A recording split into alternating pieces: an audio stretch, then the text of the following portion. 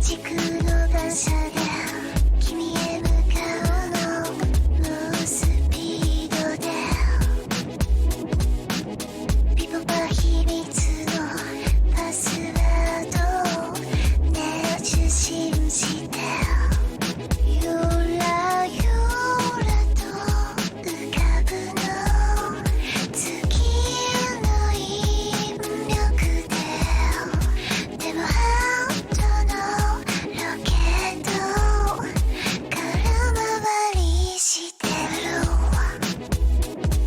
ずっとそばにいたいの止めないでメリーゴーラウンド甘い色を重ねてカラフルに包んであげるよ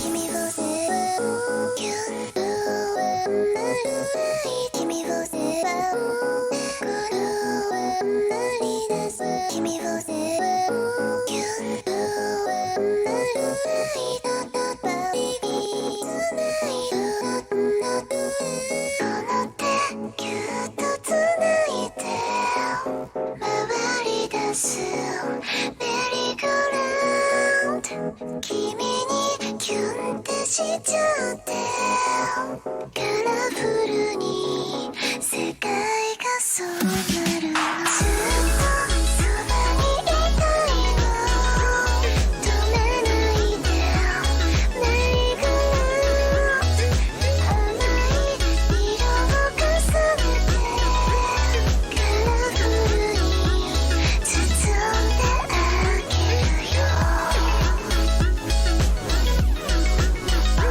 君を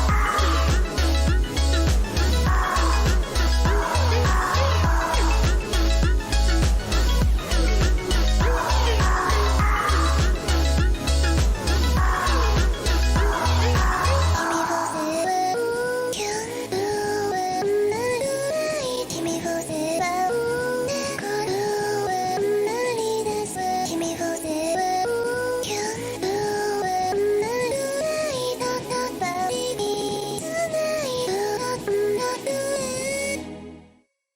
君を背負うキュンとなる君を背負う心は鳴り出す君を背負うキュンとなるバイビーつないだ君を背負うキュンとなる君を背負う心は鳴り出す君を背負うキュンとなるバイビーつないだ君を背負うキュンとなる君を背負うキュンとなるバイビーつないだ銀河を越えて君を探すの行ったり来たりピポパ私の恋の電波をねキャッチしてふわふわと漂う無限の宇宙でそのハートに今録音逃げられないでしょ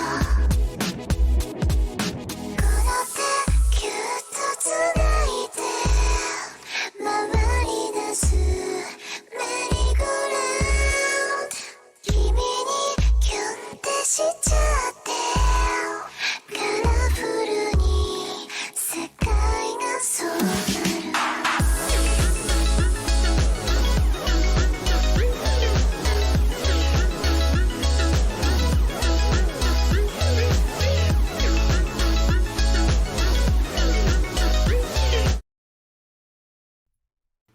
Hello. Hello. Good morning, good afternoon, good evening, everyone. Welcome, welcome, welcome, welcome, welcome, welcome. I'm back. I'm back with studying. It's really unfortunate. Exam weeks are really kicking my booty, and just to think that I still have one more exam I still actually need to study for, but this one takes priority because this is like a practical aspect, so I basically need to know everything. Is it just you and Atomic? And whoever else is lurking? Yeah. But that's okay, because I feel really bad. I really do want to play video games and all that, but I really have to like force myself to like do something and study. Just the two of you. It's like the cat meme. Just the two of us. Cat meme. Oh no, I just want the image. I don't want the song. Z. You're just like this. Oh no, we have to add Virgos. Hold on. Okay. We're adding. Look, now it's the three. Hi, Sunny. Hi, Atomic. Hi, Virgos. Hi, welcome. Sunny says it's Tipatapa time. It is.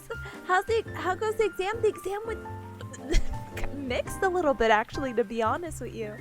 So, I think it was pretty direct. It was a little bit difficult because there's some concepts I wish I kind of reviewed a little bit more. And when I submitted it, it said, hey, you have 38 questions unanswered. And I'm like, wow, that's really weird. I'm gonna ignore that because I scrolled through and I saw everything was answered and I'm gonna submit it. And then I reached out to my professor saying, hey, I think there's like a glitch with the website or something because it said I had these questions unanswered, but they were definitely highlighted. And it's like almost 50, I forgot how many, it was like 40 something questions. And she's like, yeah, my dude, you only have 12 questions answered. And I'm like, what? She's like, yeah, I'm gonna give you a 10-minute window to retake the test, but yeah, you have to redo the test. And I'm like, no way. Are you kidding me? And she's like, yeah, I have to basically do that to anyone else who's had this problem. What happens is that, I'm not sure if you cubs are familiar with Blackboard.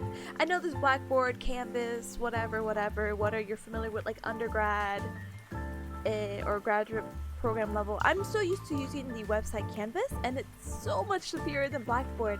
But Blackboard has updated twice in the time I've been in grad school.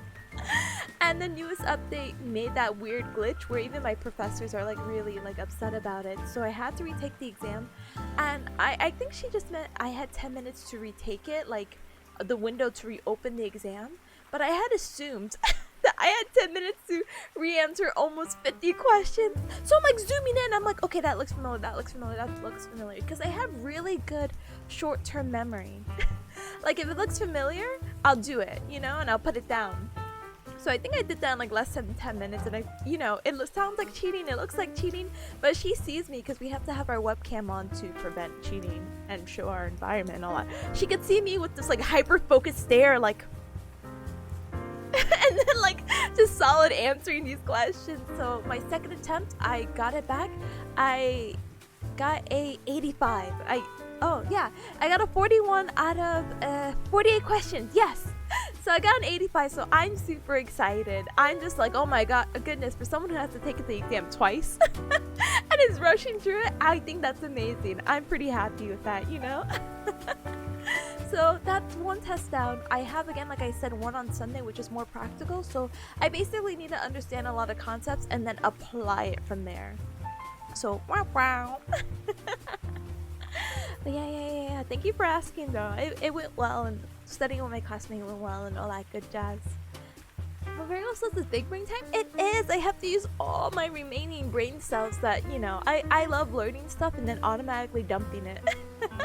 I have to dump all that previous knowledge to learn all this other business, because this gets a little more technical. We'll talk about that later. We're really going to have a big focus on the shoulder today, and various impingement tests, and to see like, hey, if your shoulder hurts, do you have this or that, you know?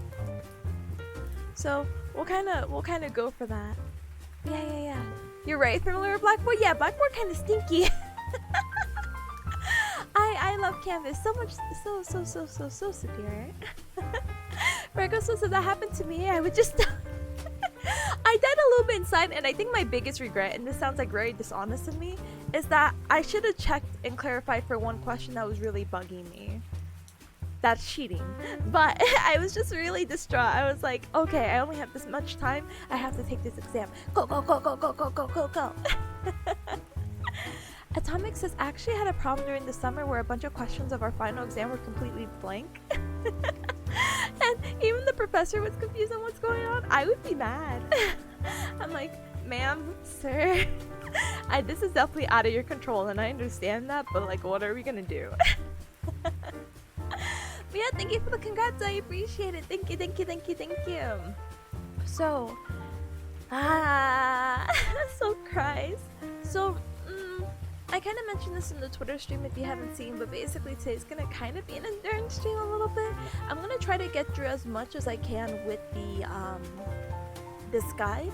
My classmates started a guide kind of right underneath, and I've been looking at it, but this is already like 24 pages, and I'm just like,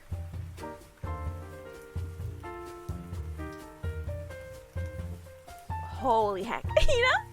So, teehee, I'm going to politely, go through it, write my own notes. I like organizing things and putting colors and seeing images, so that's basically my role, and anything that I will do here, I copy and paste it into my classmate's study guide, and then we provide that study guide for everyone else to see, so yay! Learning myself, and then I can teach others, yay! But with that, obviously, this is gonna be super, oh god, it's gonna be so long. So I'm really, ooh, did I do the wrong one? I'm really trying to see if we can take lots of frequent breaks. So today, how do you call it? Today is the Nintendo Direct, I believe at 4 o'clock EST. So I'm super excited because I like Mario. I got really more into Mario because of Simple Flips and whatnot. And I wanna give like the movie a chance. But it's a 40-minute direct. But you know, maybe we could watch it together. I'm not a big reactor kind of person, but I wanna try. I feel bad because it's one of those things where I hate talking over things. Even like talking over this music, I'm like, ooh. But I'm actually really excited to do that. And then in between, of course, let's take some Splatoon breaks. I need cash monies. I need to play the salmon runs and all that. I gotta. I also learned a new tool, the paintbrush, so I want to get good in that. But yeah, so hopefully we could do that. I have my Halloween jazzy rainy music playing, but I also am gonna put a Pomodoro timer so I can like pace myself a little bit better. So it's endurance, but it's a realistic endurance and making sure that I keep my health in mind. Yeah.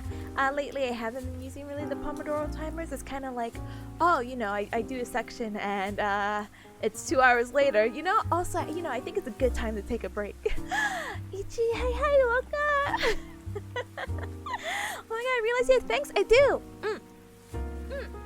Wah, wah, wah. Welcome. Hello, my son. I hope you're shining as bright as ever as you are my son. Welcome. Atomic says, yeah, the professor had to redo making the whole test. Luckily that didn't last too long. Yeah, that's why I have everything super backed up. Just copy and paste those questions. Or I would have been baby and like asked like dumb questions like, what is the color of the sky on a nice sunny day with no clouds in the AM time? Huh? Put the direct and keep just looking at the camera in total silence the whole stream? How do you know I was gonna do that? No, I can't do that. But I don't know, I think it'd be really fun. I've never really hosted a watch party. I guess anime night does count, but like, you know, for like bigger events, like whoa, world premiere. So please do look forward to that, okay? I'll also make obviously like lots of small talk and whatnot as we go through this, and I won't stay in complete total silence. I just need to again be held accountable for going through almost 30 pages of notes right now and making up my own notes, so good luck to all of us. But yeah, let me give Ichi, sorry, let me give you a shout out by the way. Alright, let me sip some. Bang. I never really drank energy drinks until I got to grad school, but I was grocery shopping, which is why I was a little late today, and I saw there was this flavor called the Lush Strawberry Kiss, and It's pretty good.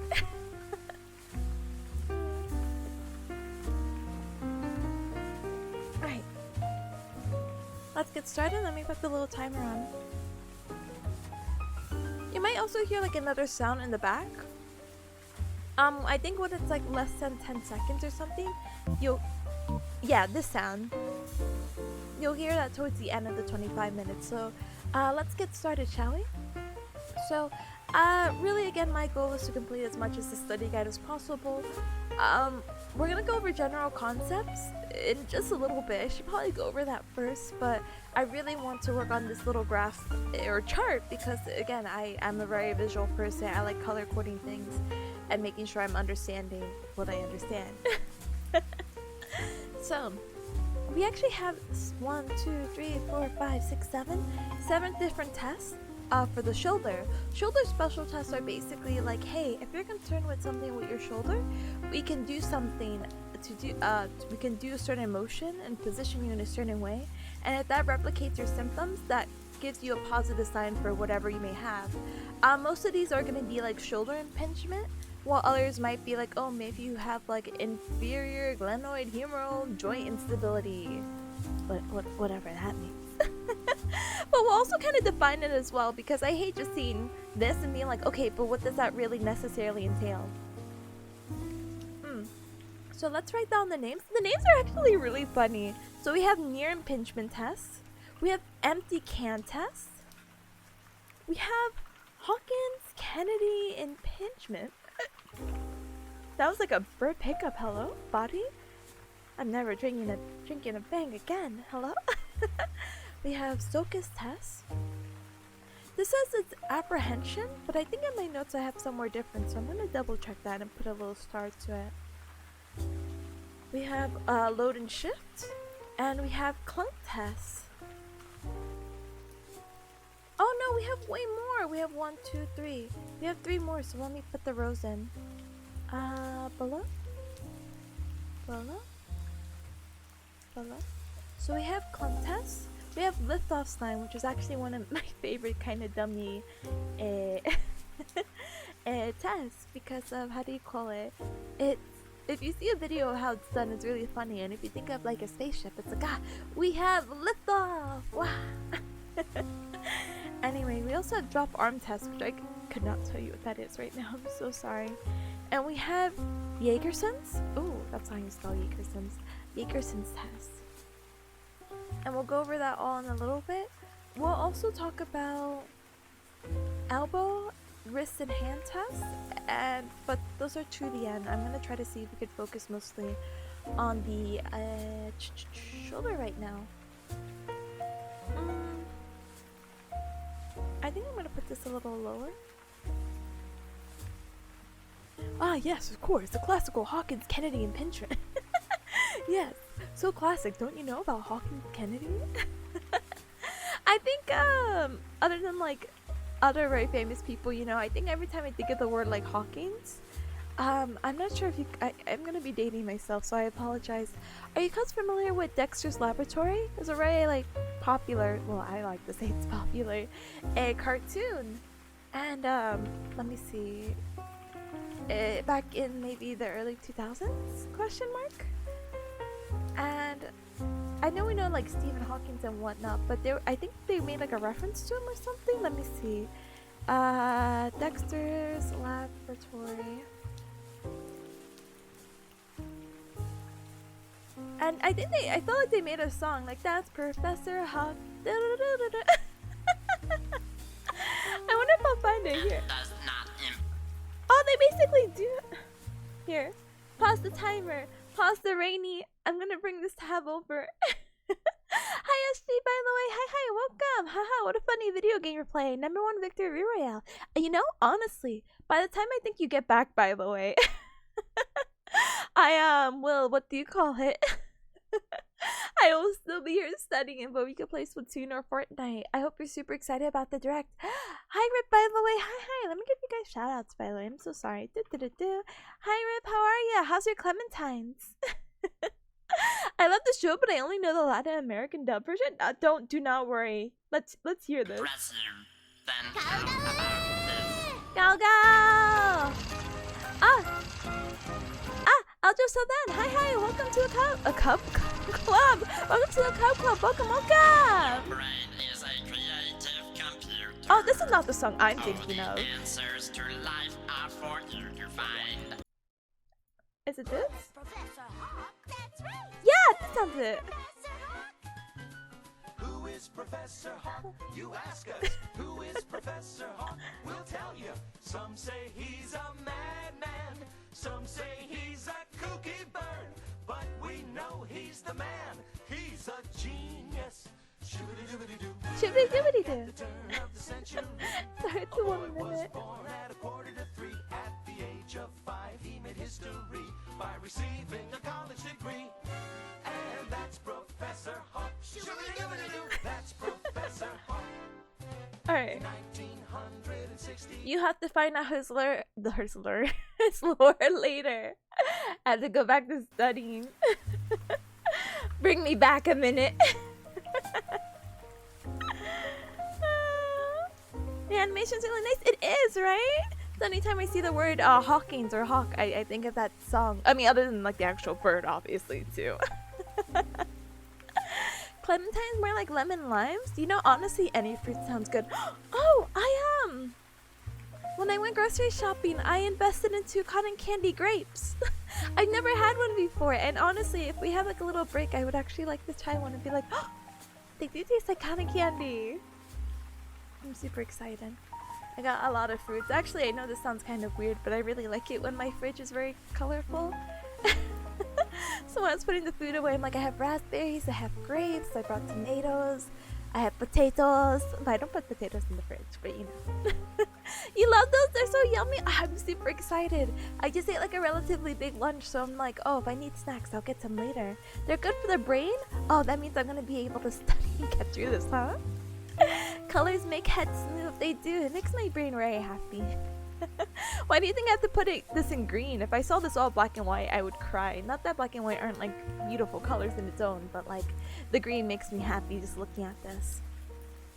So the purpose for this near impingement, by the way, is going to be this oh my gosh, detect subacromial impingement. Did I not spell that right?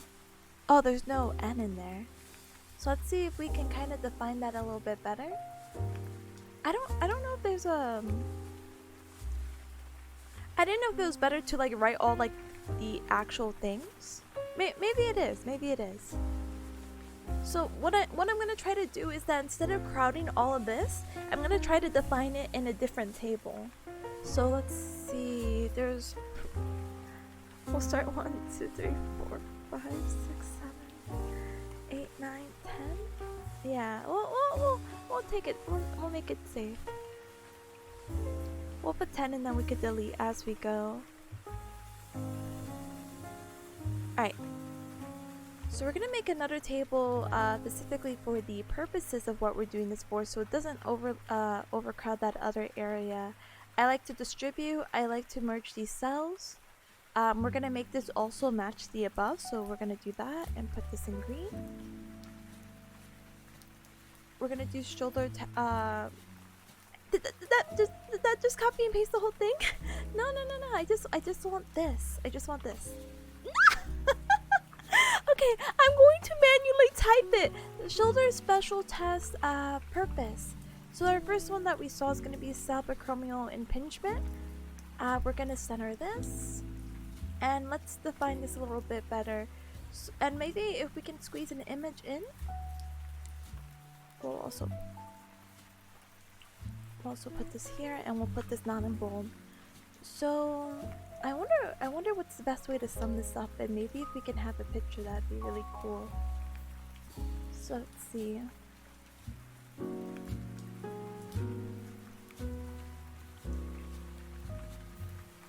Gotcha. And do you think this is a little excessive? Oh my goodness, my English is deteriorating. Oh no, my English is deteriorating every time we speak. I'm so sorry, every cub. It won't stay in the box. That's so dummy. That's fine. So shoulder impingement, it can occur when the top So it's when your acromion, which we can see right here. It's like at the end. I feel bad if I talk about that. Let me get an actual skeleton. Let's get a better view and a bigger view of the acromion with the whole body to get a better understanding of it. But I should also probably explain a little bit more before we go. So let me define this really quick, and then we'll talk about the acromion a little bit. So the acromion rubs against, which is going to cause impingement, the rotator cuff, and causes pain and irritation. I'm not spelling things correctly. So basically, you guys are familiar with the term shoulder blades, right? So right now, what we're looking at in this image is just like your back, and this is like your shoulder blades right here. You have something called the spine of the scapula. So that spine you can even palpate or touch on yourself. I think it might be a little bit difficult. I don't really have the arm movement to be like, yes, I could touch my spine of my scapula or the spine of the shoulder blade. But you can definitely do it on someone else if you have permission, of course. And basically, this is the middle portion. This is the more lateral portion. When I say middle, imagine your spine's gonna be like right here. So, towards the end, going outwards or out to your sides of the spine of the scapula, you're gonna have this little area called the acromion. And what happens is that your acromion is going to rub against or pinch itself onto the rotator cuff muscles, and the rotator cuff muscles are basically muscles that are going to cover your shoulder blade and up to your shoulder, and they're going to help you rotate. They're going to help you externally rotate or internally rotate and all that other stuff. But what happens is that as this rubs too much, you're going to cause inflammation and pain, and bam!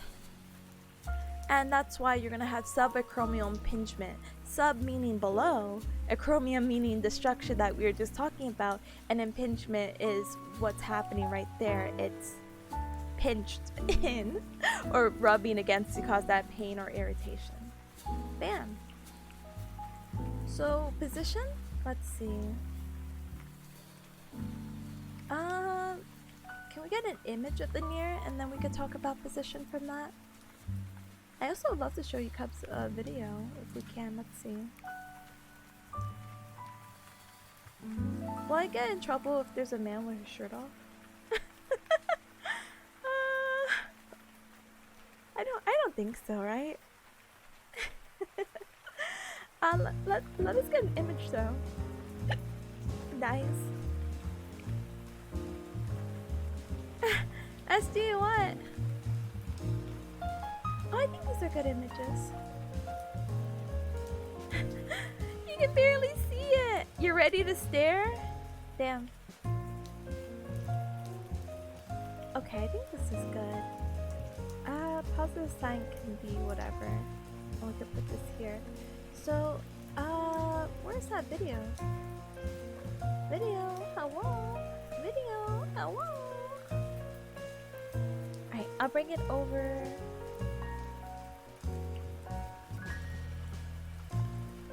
Here. And then, let me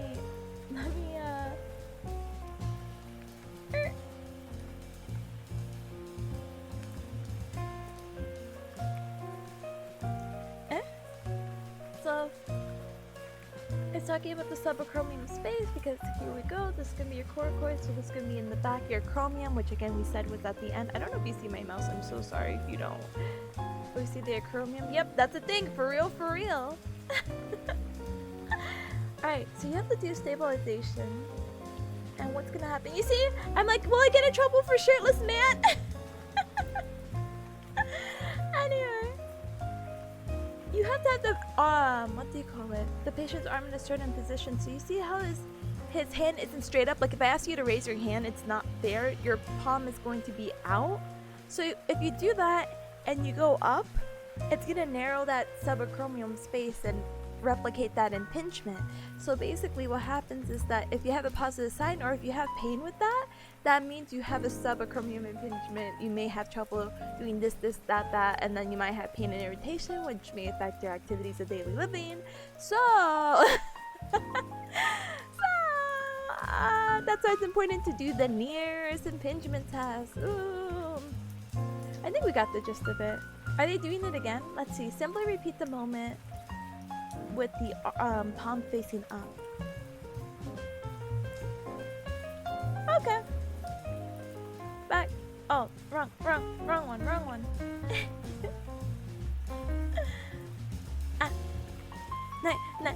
Nice chest. No, I'm just kidding. I did not stare at that man's chest, so I could not tell you. I was just more worried about like man nip nops. So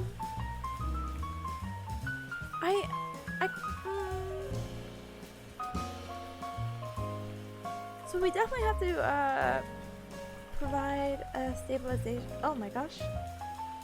Oh, wise. Thank you. The position, they said they can do it standing or seated, and maybe we could put provide stabilization here. I do want to check with my own notes really quick.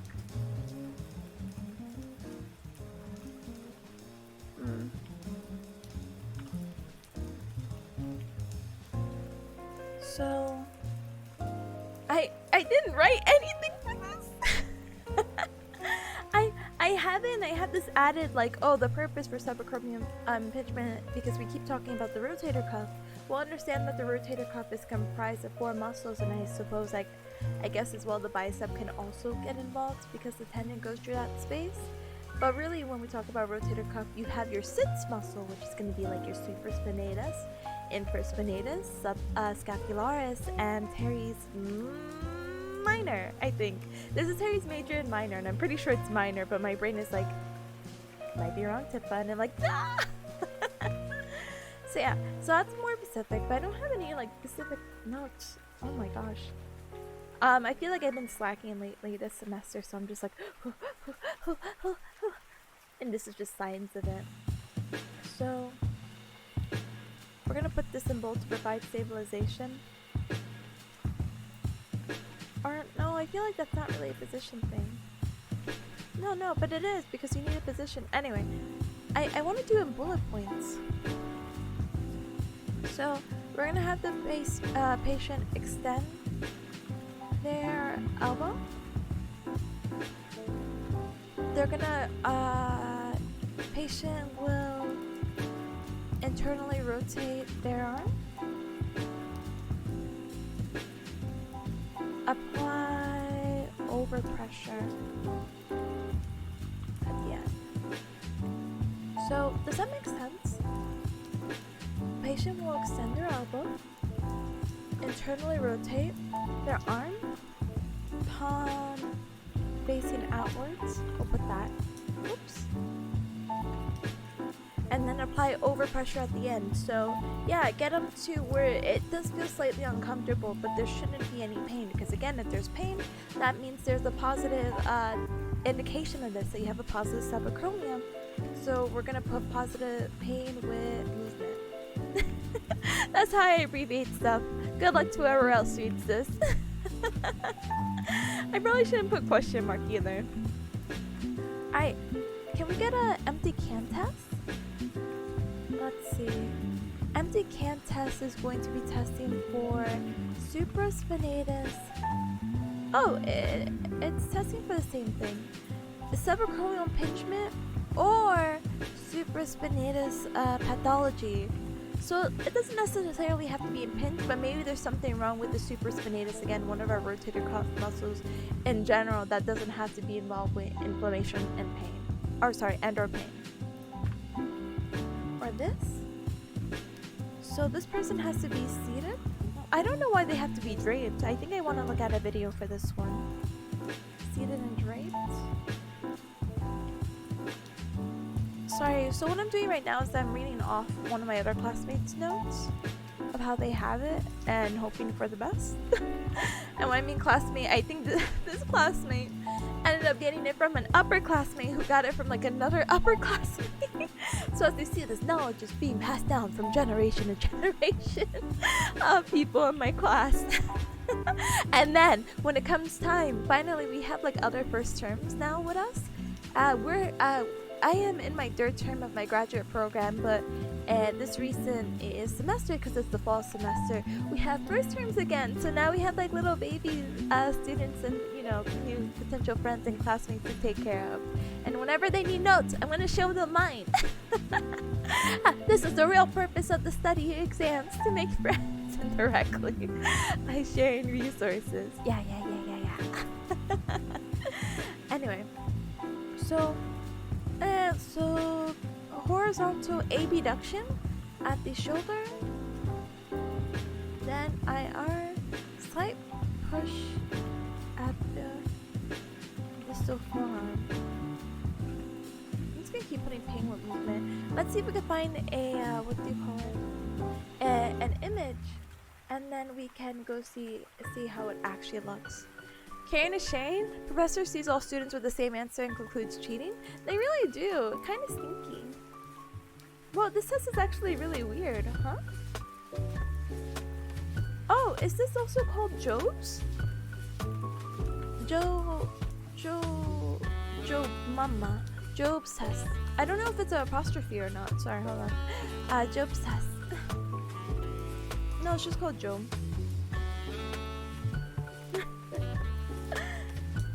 But yeah, I don't know. My school goes very hard on cheating, but I mean, I guess I shouldn't really be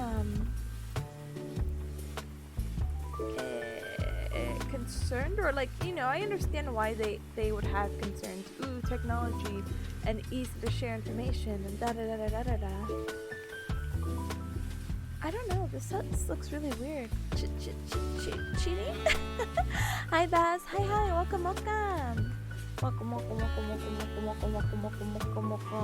Sorry, I know it's like, why did the screen get bigger? I was like, oh, this is a little small. Hi Baz, how are you? Welcome. We're just talking about like cheating on tests and whatnot, and why, professors might be like concerned with that. Sorry, I'm gonna steal this guy. Oh, wrong one. Worried about shirtless men. What's a shirtless man in my thing? I just think it's really, this test is really interesting, but I didn't realize they have to pull away like that. Don't worry, Tip, I'll slip you the answers through your VR glasses. Thank you, Baz. Thank you. How do you call it? Wasn't there supposed to be like VR glasses or something? Google glasses. I feel like many years ago they were talking about this thing called like, or maybe Google. Yeah. Google had these glasses that are basically like VR, and you can see the future, and I can tell you the time, and oh, I should probably get out of here. Like, they were smart glasses, but I didn't really hear anything else after that.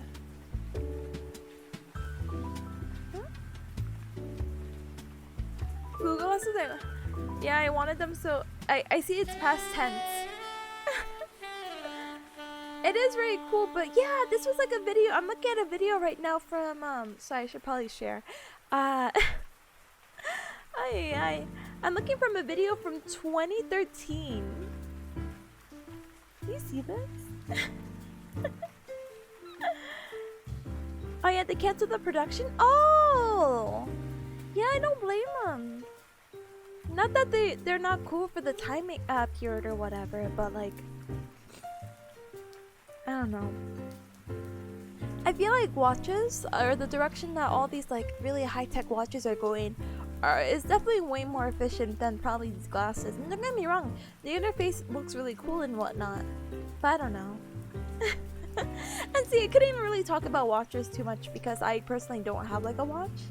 I don't really feel like I have like an exact use. I pretty much have my phone on me and all that, but I know a lot of friends who do, because it's like, oh, I don't want to miss a call, or when you can't have your phone on you and you get like a message, like a text message, or I don't know if you could do Discord or anything like that on it, but I think that's actually pretty cool. I have 3 minutes on my timer. Heck.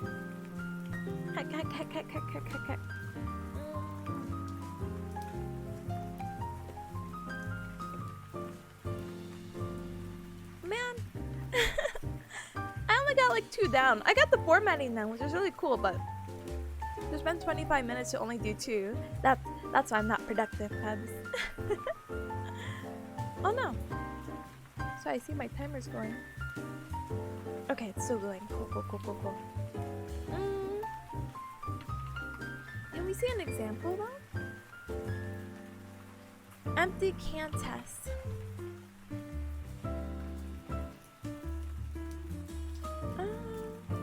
I should probably have like a designated only talking about test window. Let's see.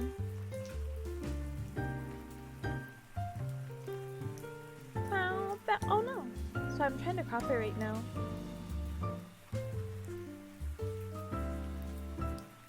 In this test, subacromial pain. Yeah. Don't tell me about the technical stuff. I just learned that. Man, this is a whole minute into the video. Get out of here. Oh, I'm looking at this man's chest now. Thank you, SG. Alright. So it's both arms. I think I should probably reiterate that. So hold on, so I'm gonna have this video play. Oh no, you can't see it if I move it. Ah. Alright, so Angel!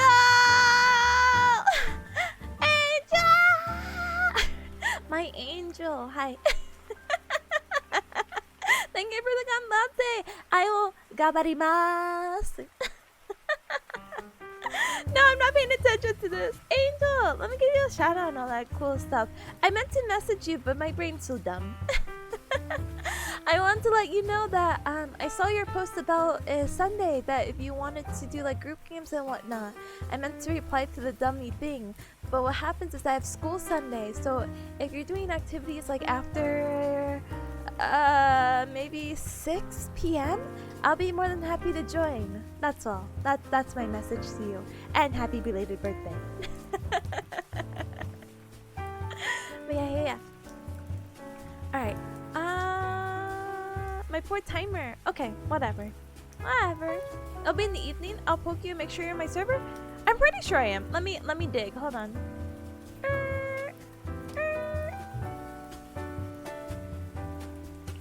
I have too many servers. I am. Let me do this micronation. Let's go. Sarah is making monkey sounds at you. I can do that too. Ooh. No, I can't do that. I can't do it. Bearcat makes really good monkey sounds though. Tell him if I could replicate the sounds, I'm replicating them right back at him. Week attempt? I've never had a scenario where I had to replicate a monkey. I'm really out of practice right now. I wish I had a soundboard. This would be like the perfect time to do that, right?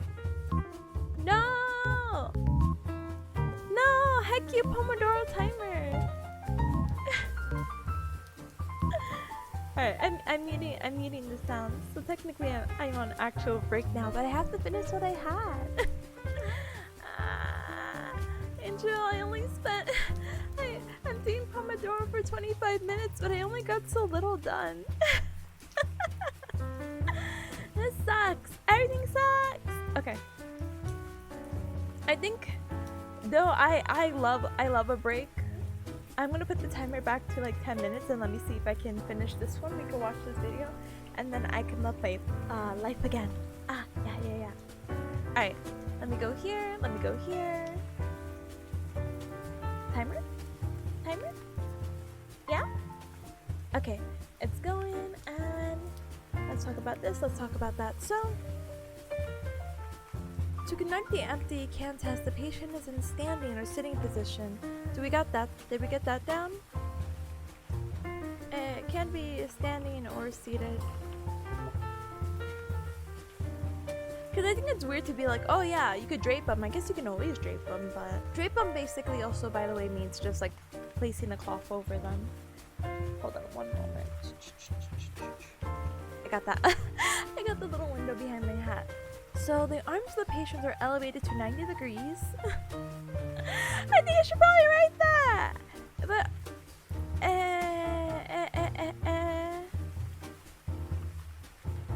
arms are elevated to 90 degrees. I'll put a little slash. Horizontal abduction. The arms are fully internally rotated so the thumbs are pointed at the floor. And thumbs pointing to the floor. Okay.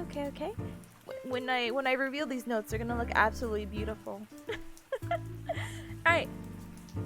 Internal rotation, thumbs to the floor. Then the patient is then instructed to resist downward pressure. What? I'm not following my classmates' notes anymore. Slight push at the distal. Slight downwards push at the distal forearm, right? A positive test. A positive test what? A positive test what? Oh, is indicated by weakness. By weakness and or pain of the affected arm compared to the unaffected side. Okay, we'll get that writing then. Pain with movement. And or weakness. Yay, we did it! Alright, watch. Da-da! So the issue with horizontal abduction, I think that's probably still like a really good way to put it, but I don't know. I think arms elevated to 90 degrees. So you do like a little zombie thing. Or horizontal abduction of the shoulders. Then internally rotate for the thumbs to be down. And then a slight downwards push. Downwards push. There you go. At the distal forearm. Bam! Done. Okay. Let's talk about the Hawkins-Kennedy impingement. Nice. Ails, hi. Welcome. How are you? Welcome. I'm studying. What am I not studying at this point? Get me out of grad school. Be a sugar mama for me. No, I'm just kidding. I'm good. I'm sitting down with some lunch trying to recover from being sick. Oh no, I will be your sugar mama then. I'll take good care of you and make sure that you're not sick anymore. I'll replicate you my specialty from the Box of Stars when I used to work as a barista. I will, I'll make you a nice medicine ball. Some tea with honey and peppermint and steamed lemonade. And you'll be back to good in hopefully a week. But no, I'm so sorry. Please eat super well. And I hope you feel super better from it. I know it's lunchtime for a lot of people as well. I just ate lunch right before starting stream, so I'm stuffed.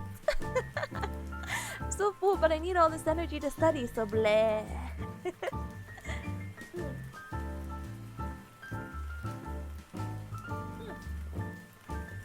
Alright. So I have subacromial impingement.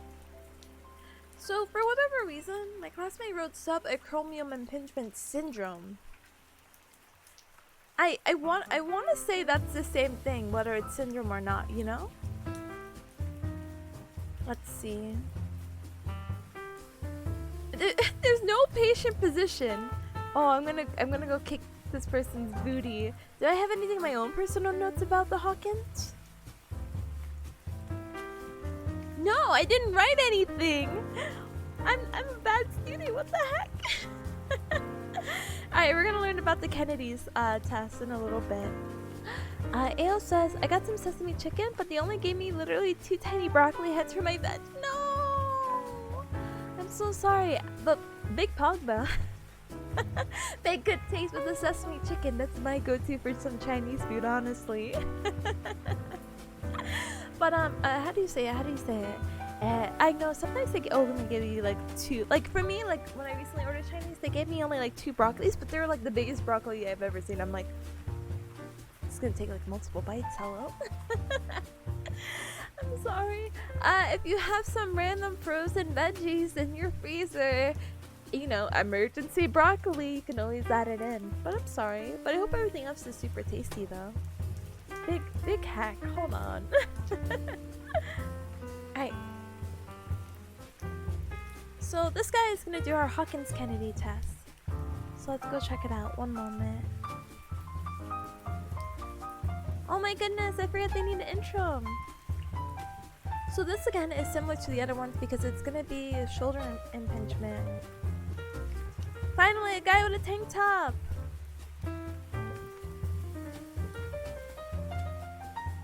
Oh, I'm sorry. I should be reading this, but I was just so amazed. I was like, arm contact. I'm still sniffling now. Hold on. Cries about studying. Hold on. So to perform the Hawkins Kennedy test, you have to have your patient in a sitting position. Alright? Oh no. Just taking slight notes. Okay, seated. Elevate the arm to 90 degrees of forward flexion and have it rest on one of your arms. Then perform passive internal rotation. A positive test is provocation of pain. Oh my goodness. If your patient has pain during the test, that's a positive sign and an indication of subacromial impingement. It'll be negative if they don't have it. Okay, easy peasy lemon squeezy. These study streams are always so chill, makes me want to study with you. Please. I'm honestly too lazy to go to like coffee shops or libraries. How do you call it? Yeah, no, I'm just lazy. There's nothing else to call it. When I used to attend classes on, campus, it's much easier because you're already there and, watching other people study is just so, like, motivational. I'm like, okay, if they're working hard, I'm working hard. But I only stay at home. I only look at the reflection from my monitor and be like, it's only you, Tipanya. And I'm like, damn. So I have to make sure I have myself working hard. So heck. Which is why I have to hold myself accountable with study streams. So boo. So we know the positive sign if there's hello. If there's pain with movement. We can have them seated because I think this is the best way to do the exam. And actually, let's grab a screenshot from this guy. Like, I feel so bad. He's just wincing. And I'm like, I'm so sorry. How do you even explain this test to someone, by the way? I mean, that's gonna be my job to try to explain it. But this poor man is just like wincing in pain. I wonder if this is too much.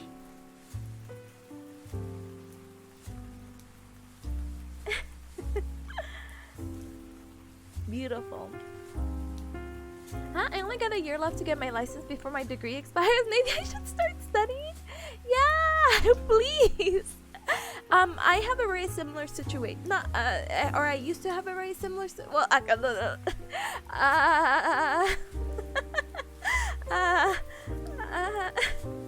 date self.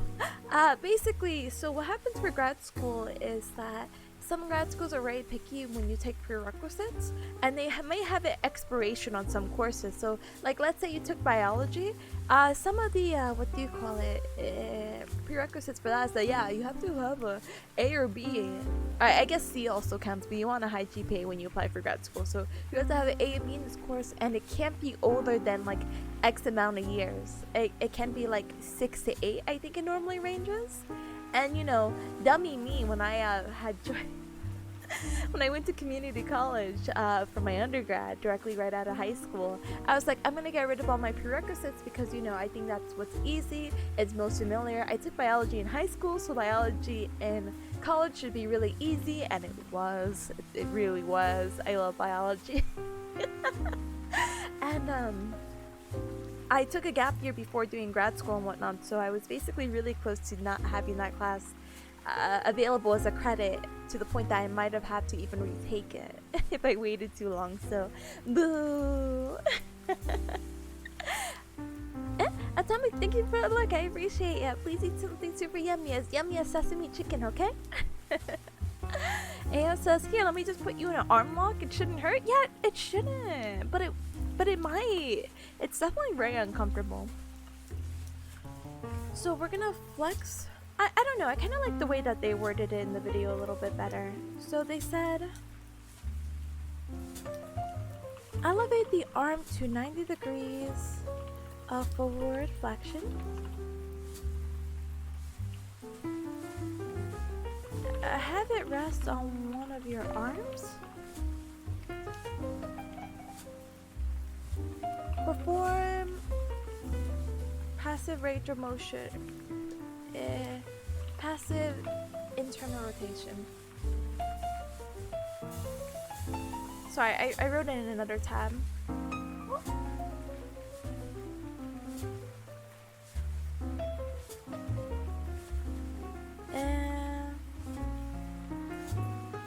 Elevate the arm to 90 degrees of forward flexion. Have patient rest their arm on one of your own arms, and then perform passive IR. Heck it. I love Pomodoro. I think I'm gonna not do that at the moment. I think I'm gonna go to where I feel comfortable and then take a break. But with that, I'll put some like really cute eye candy on the side, I guess is the best word, maybe. I still want to also watch the Nintendo Direct, so if we put it maybe here. And then put it here. Alright. So Hawkins Kennedy, my classmates row, flex the shoulder up to 90 degrees and scapular plane passively. Stabilize elbow and forearm is forced to internal rotation. That's really weird. I'm trying to see if other people would understand this. Elevate the arms to 90 degrees of forward flexion. Arm place. I think placing the internal rotation will make sense, and that would explain why their arm is bent that way. Arms. So we place patient's arm into internal rotation. Place your arm on their shoulder as stabilization. Place PT's arm into internal rotation. Alright. I think that one's good! Yay! Alright, sulcus test. So this one is gonna be new. This is gonna be for inferior GH or glenoid humeral instability.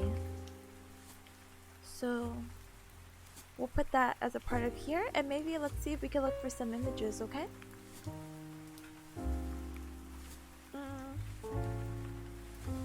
Oh, I had another picture of this acromion. Let me see, can I put it to the side? Oh. Hold on. I'm just gonna I love cropping photos. There you go. Now everyone to know what subacromium impingement is. Yay! So let's find out what inferior glenohumeral instability causes.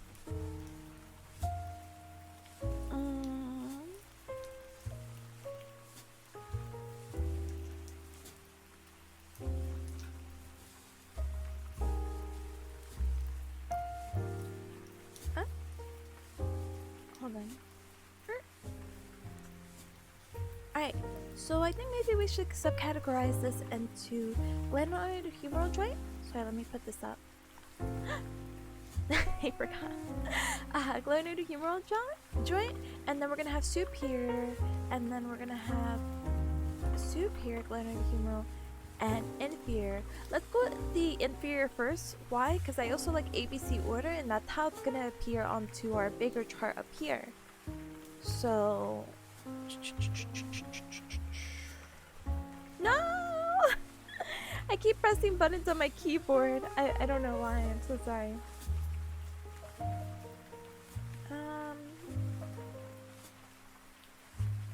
GH, joint instability, and then we go from here. I think giving a space right here would also format a little bit better. So the instability can be defined as loss of shoulder comfort and function due to undesirable translation of the humeral head on the glenoid fossa. Okay, so... Ooh. Sorry, I was looking at an image. It's definitely not as bad. I don't think I told you cubs I was studying fractures last week, and they were telling me about like all the different kind of fractures and whatever, which was funny because I'm gonna give Selic a shout out really quick. But if you cubs are unfamiliar with Selic, then heck. But Selic is doing like 31 days of horror. Hey! Why is my bot not working?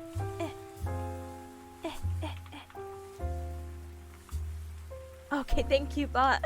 I appreciate ya.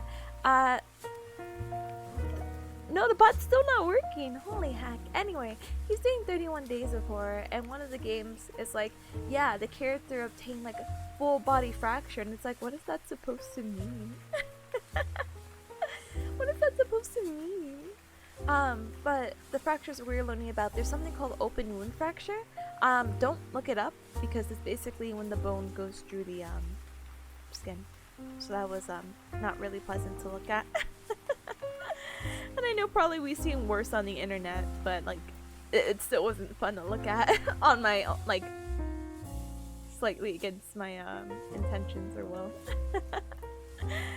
Anyway, so that's that. So the instability again, it's going to be loss of shoulder comfort and function due to undesirable translation of humeral head, which this is our arm.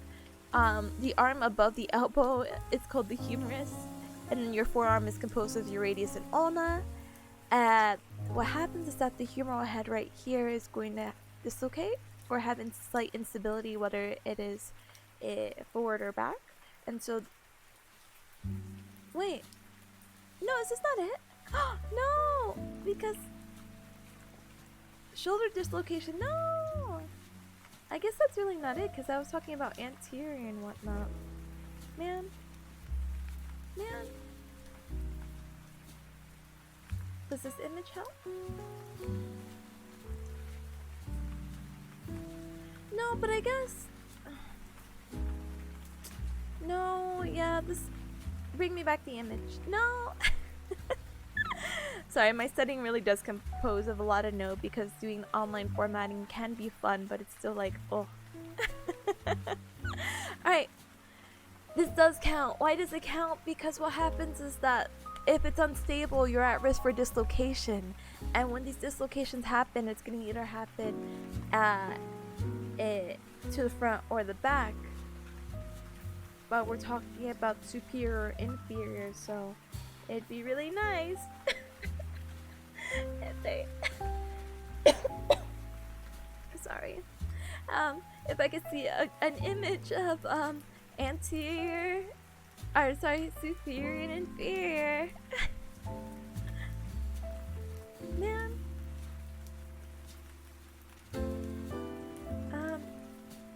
What if I put inferior shoulder instability? We might be getting it. Hold on.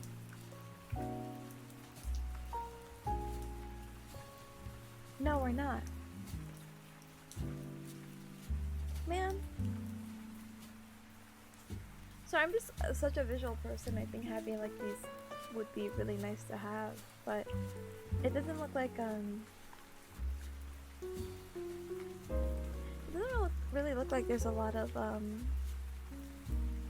pictures, which is actually rather unfortunate. I mean, we have this one, I guess, or maybe I could do this. So we're gonna do the image twice. So this is gonna be, oh, that's not, take out the watermark. Not a bad person. And then we're gonna do this.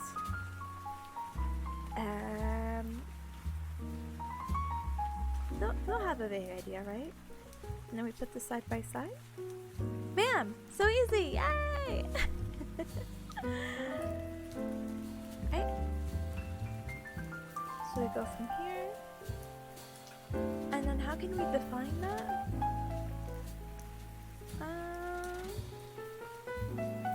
Let's see if this article has a really good source of it.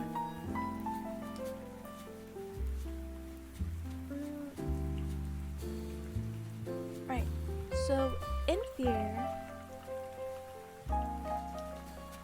instability. Did I spell inferior wrong? Can potentially, no, let's not say can potentially. It's either they have it or they don't. Produced by hyper abduction force. So what does that mean?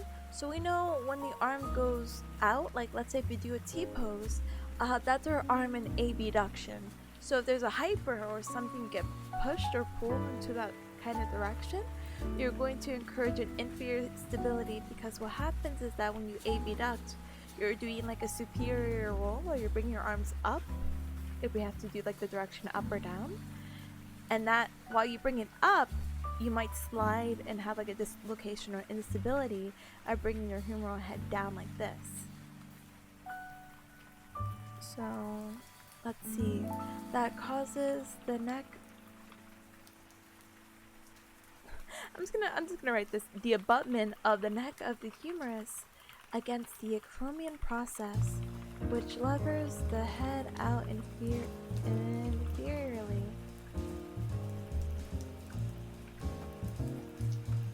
Okay, that looks good to me. And then let's do the superior. Superior glenoid humeral instability. That's gonna be caused by, let's see,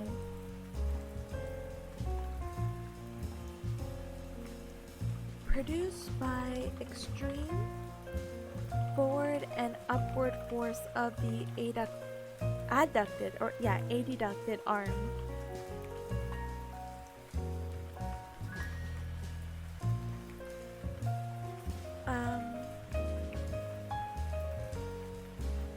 No, adducted. Ignore. With displacement of the humerus upwards, fractures may occur in the acromion, which we talked about earlier, AC joint, clavicle, coracoid process, or humeral tuberosities. Extreme soft tissue damage can also occur. Looks good. Alright. So that's definitely way more than we needed to go through, but that's fine. So the Soka's test here, this is gonna be it looks like it's seated, but the notes say 90 degrees of elbow flexion. Well, let's look at a video before we start writing this, huh? Let's find Soka's test. Oh, I got so scared. I don't know if I should use this person. Hold on. I'm getting subtitles in Dutch.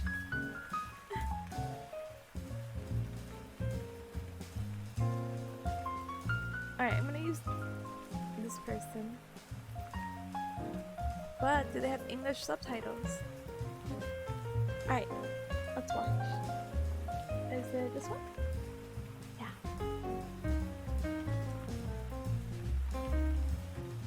Okay. Hey guys, and welcome back to Clinical Physio with me and Phil. Oh. We're gonna be testing the sulcus sign. And this test is used to test for multi-directional instability of the glenoid humeral joint. So what on earth does that mean? So we think about breaking it down multi-directional. So that means forward, back, side. Pause. He said multi-directional. You're talking specifically about the inferior. What does my notes have? It does have multi-directional. Oh no. Oh no. Alright.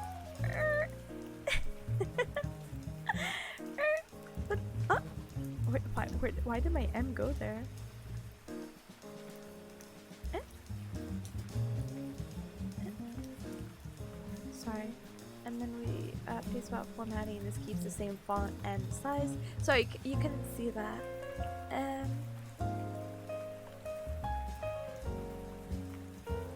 Sorry, I'm just fixing all that. All right, back to this. So it means forward, back, side, etc. So we're thinking about like the humeral head, and again, we talked about our humerus being that like arm bone that we have. And so we're testing for a positive sign on this test.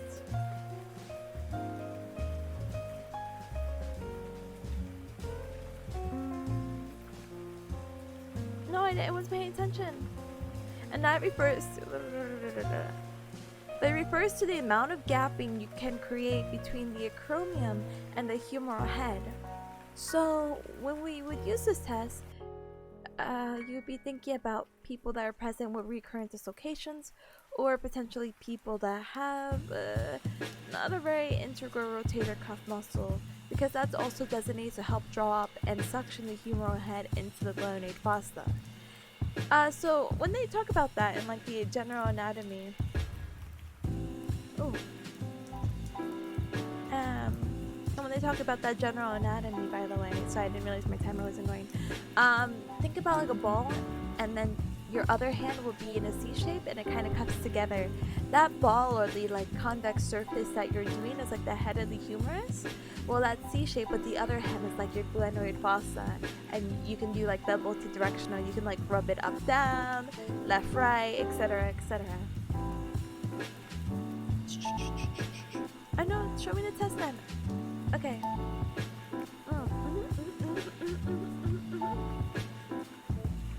How do I see the sulcus sign? Sort of presentation of the stroke patient. No. Alright, so how do we do this? First, you're going to, please note, before you start pulling at people's arms, you're going to just have a look at the symmetry between the left and right. You're looking at the acromion and whether there's a gap dropping down like a thinning. So it won't be kind of curved like the, like the deltoid naturally will. So if you see a dip, if you already see a significant dip, you're pretty sure they already got this instability. Yeah, thank you. Okay, so you're looking at the acromion and whether there's a gap dropping down. Okay, let's write that in our notes really quick. Let me put this away really quick. Let me put this over here.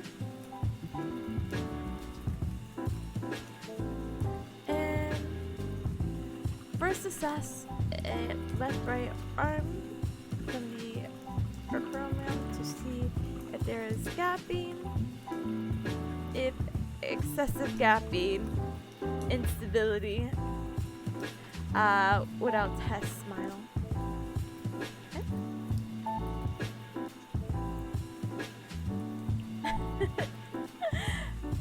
Okay.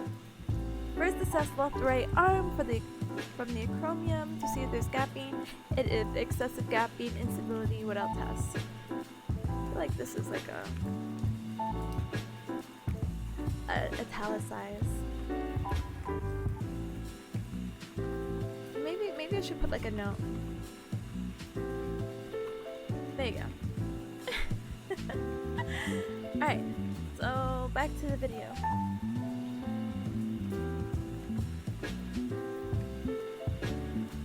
That they already got this instability on their shoulder, and it may not be a good idea to go in and start pulling. So he hasn't done the test, but that's literally what you do for the test. You just grab onto that humeral head, I think really close to the joint, and you start pulling, and if there's pain with that, then they have some sort of instability. No, just show me the test. So we're gonna get one hand on the distal humerus, and we're not going to be too grippy. We're going to use a lumbrical grip. Alright, sounds good to me. Let me write that down really quick. Lumbrical grip on the distal end of the humerus. Alright, go on.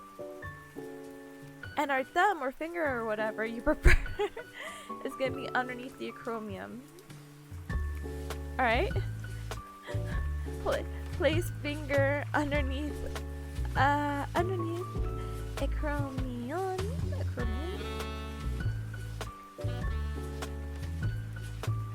And then that finger, when you pull down, you're gonna appreciate or start palpating to see about the gap. You feel that space, and then you just draw it down. So pulling downwards, and you're gonna feel a bit of gapping. If it's quite significant, so more than say the thumb amount, then that is likely to be a positive sign, and there's an element multi-directional instability. You will feel a small amount of movement in a normal, healthy person anyway. So it's good to practice, so you're gonna feel that motion, so you'll know what abnormal feels like. So, is this commonly practice? Okay, thank you, kind sir. I appreciate it.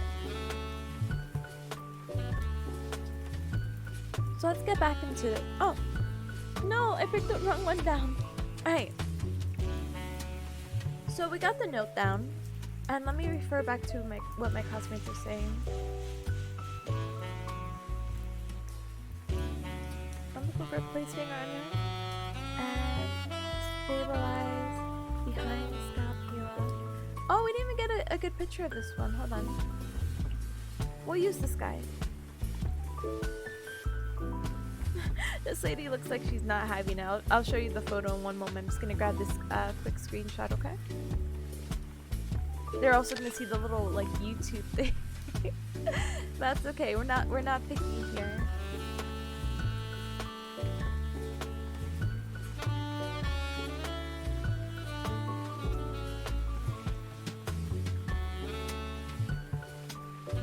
Try to get less of the lady too. I feel like it's a little cruel, but I mean like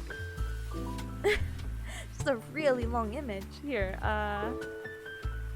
There. I don't know, I feel like it still makes it more awkward, but it is what it is. They get the general gist. Lumbrical grip at the end, and then place the finger underneath the acromion and stabilize behind the scapula. Why is it a positive sign?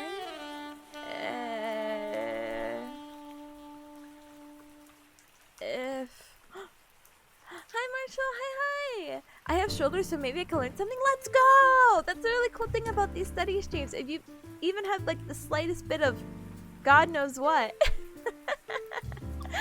you could probably learn something about it, because it's always really cool learning about the human body, you know? But yeah. Welcome!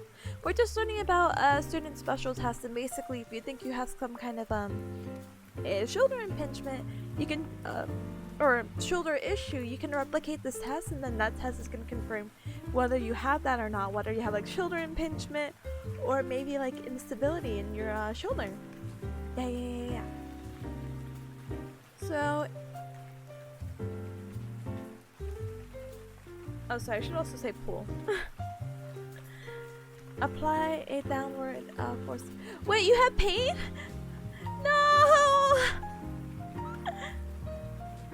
I hope not with this one. This one, I feel like this one is a little bit hard to do on your own, but the other ones you could definitely like slightly do. Tips, we can learn, we can! Anything with the human body. You have a shoulder? Damn, you're really applicable to this whole process then. And guess what? Even if you go through this and you're like, hey, I don't even have any of this. Well, you know what? That's great. That means you're a really healthy individual and you should be really proud and keep it that way, you know? Oh, sorry, apply downwards.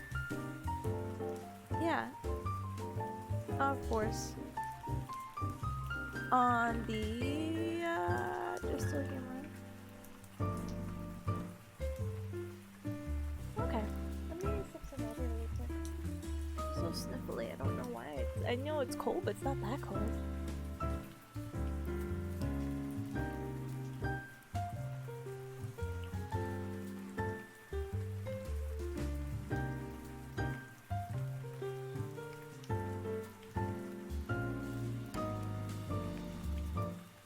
Sorry, that was like a solid 5 minutes of me drinking water, but I'm still dehydrated. You know how I told you I have the water bottle with the times? I'm only at 11 a.m., so I'm actually kind of behind. It's already 2:35. Alright.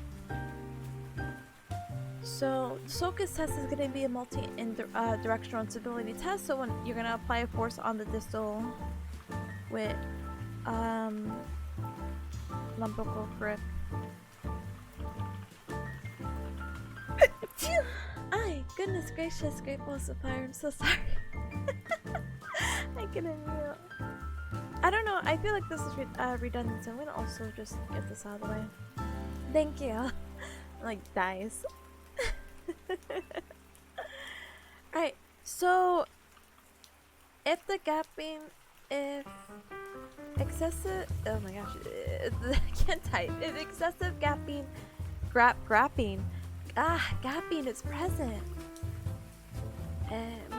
more than a finger breadth between the lateral acromion and the head of the humerus, then they have multi-directional instability of the shoulder.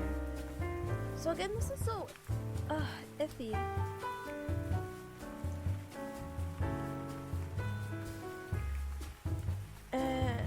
Do I have these bolted?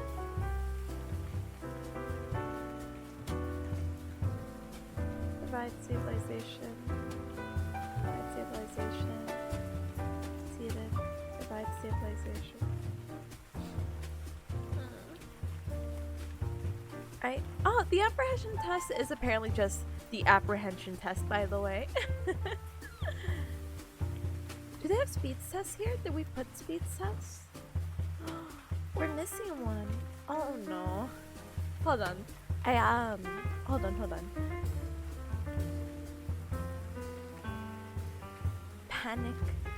So again, like I told you, even though we're having and we're note chain from generation to generation, this is why it's important not to rely on other people's resources, because we don't know if like the professor could add something or yada yada yada.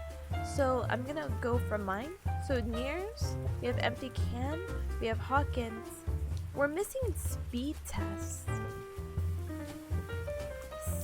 Speeds tests. So Arbor, that's gonna be that, right? Put that here. Speeds test apparently is going to test the long head of the biceps. Where did that go? What? Where did that come from? Why did it do that? Of the biceps? Why is it typing that? No, yes, it's probably tendon of the, stop! Biceps.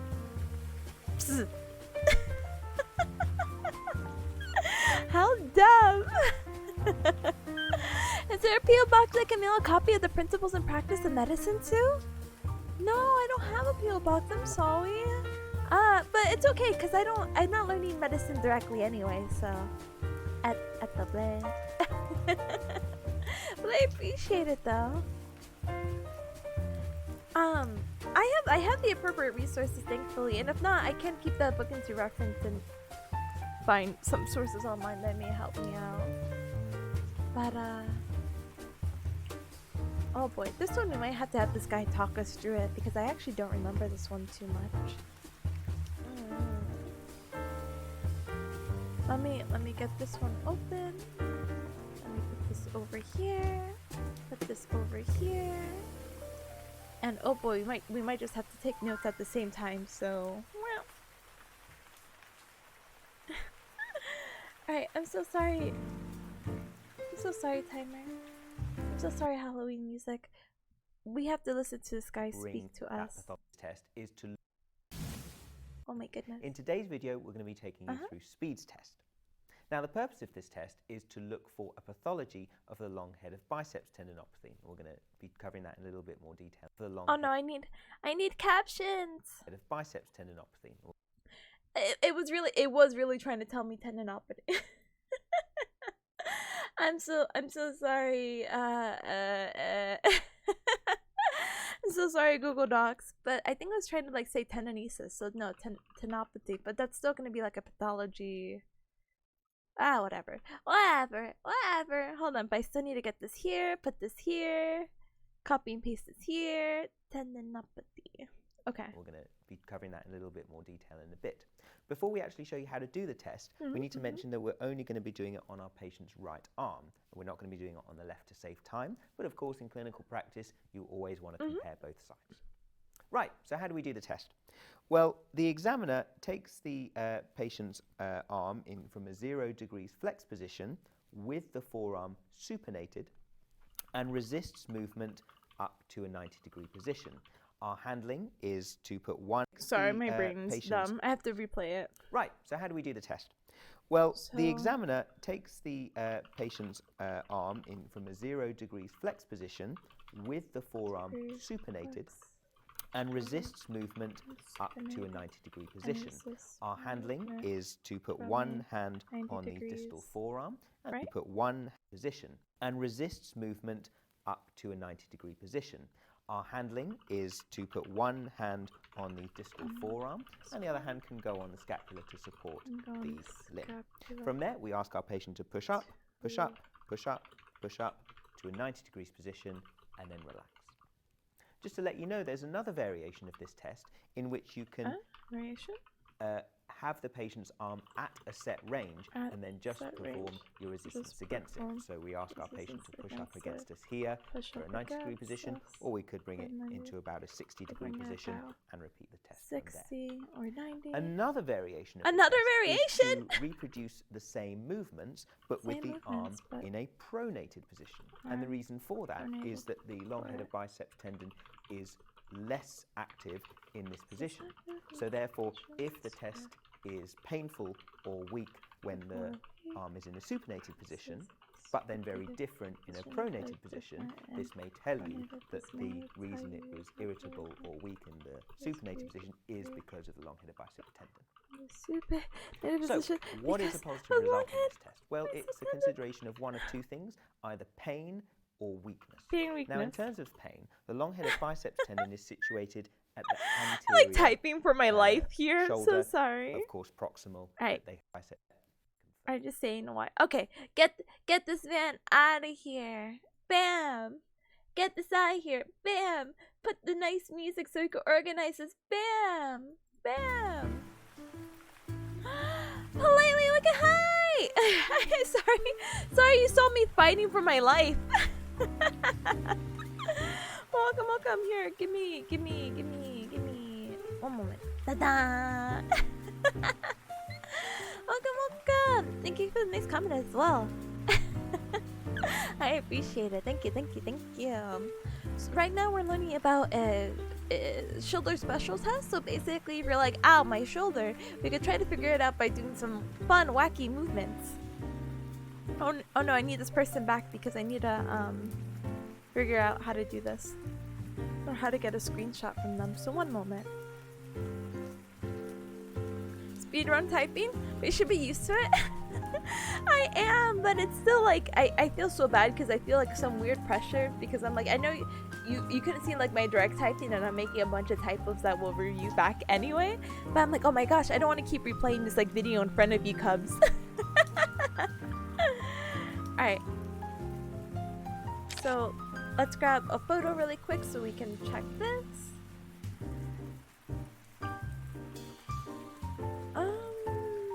Maybe less of the lady, and then we could put the arm here. I think long head bicep tendinopathy, tendinopathy should be a condition we could talk about here, and maybe we could quickly like Google something really quick. I'm sorry, after listening to that guy's video that was like very low, part of me is like, is the music too loud? I thought it was doing pretty good, like, you know, I thought we were doing pretty well.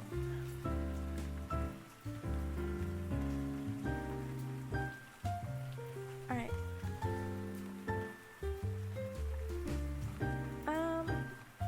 Not for anything, just wanna... And then here, and then here, and then... Yay! Right Alright, dedicated, right? Awesome, thank you! My whole livelihood depends on it! Ah! Ah! Ah! Sorry, that was funnier in my head, but then I was just like, tip of please. No, but I appreciate it. Music's fine, I like the jazz beat too! I feel a little bad because last study stream I felt very like, not low energy, not in personality, but I felt the music was low energy, and I love studying to jazz. So I was like, wow, really out of character. Alright. So, tendinopathy encompasses a spectrum of pathology ranging from inflammatory tendinitis to degenerative tendinosis. And so, is there something else we can look at really quick? That's not how you spell tendinosis. So let's actually look at the difference really quick, because tendinitis is something different, which is going to be the inflammation of a tendon. You can highlight there. And then tendinosis. Tendinosis is going to be the degeneration of a tendon's collagen in response to chronic overuse. So always give your body a break. Mental, physical, or you're gonna end up with tendinosis. I'm not a actual like Dr. Bearcat yet, so don't take my word, but you should rest up whenever you can, of course. Alright.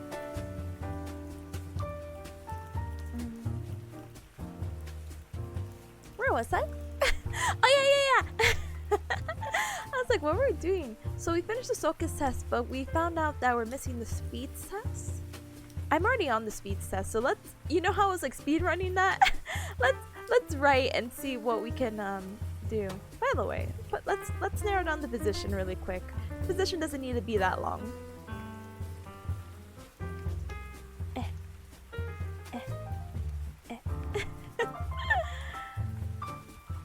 Yeah, and the purpose is important. So the instructions are here.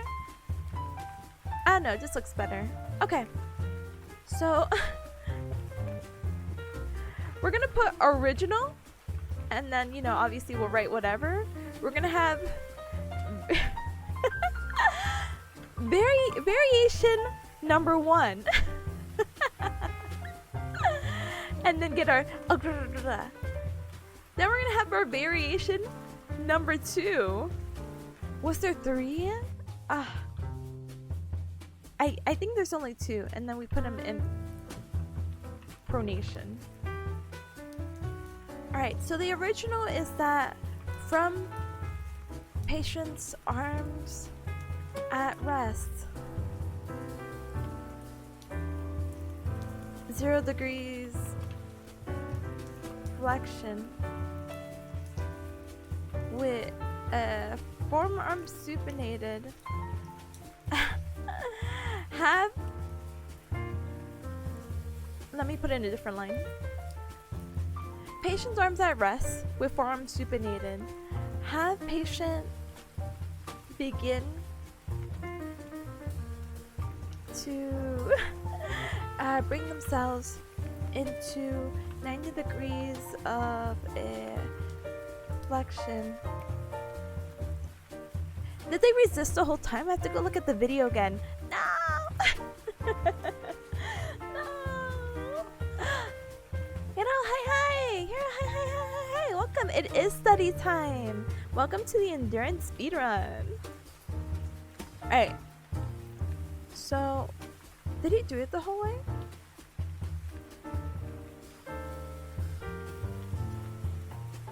Up to a 90-degree position. Okay. Yeah, I think they're resisting the whole time. Against resistance. Oh my goodness. Have patient begin to bring themselves and provide resistance the entire time. Excuse me. Alright.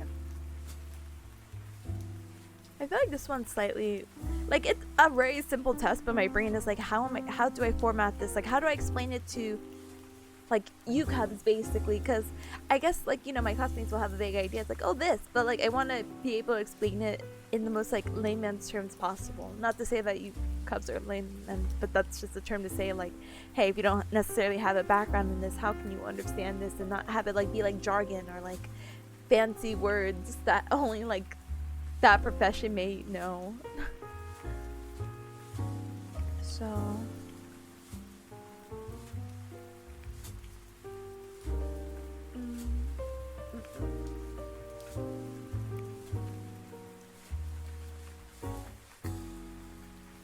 I think this one could be seated or standing, by the way.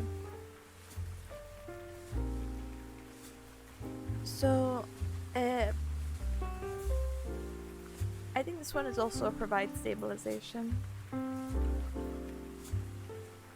Place one hand on the distal forearm.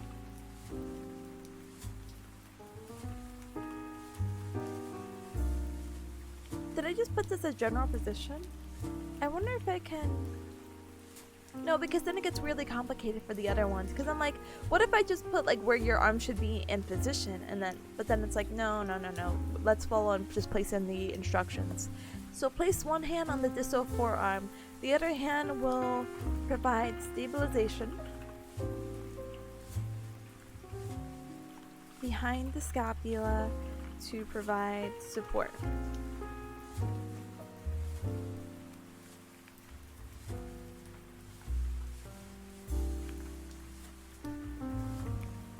From 0 to 90 degrees, ask patient to place their arm in a supinated position, palm up, and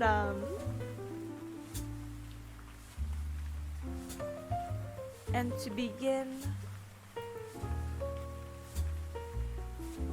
bringing their arm from a 0 degrees at rest to the arm, so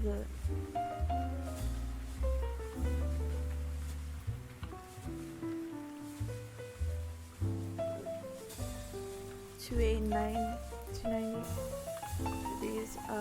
degrees of flexion.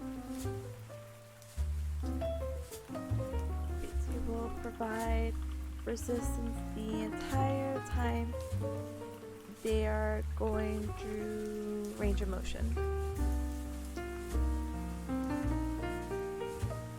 Dumb, but I feel better about it.